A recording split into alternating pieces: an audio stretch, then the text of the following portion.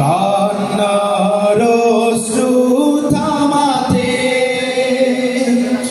আমরা এসেছি সোনালি দিনে, মধুময় স্বপ্ন দেখাতে।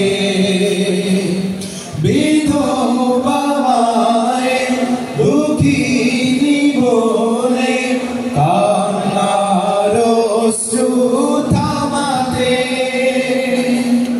আমাদের নেই কোনো পরাজয়, রক্ত চোখের নেই কোনো ভয়।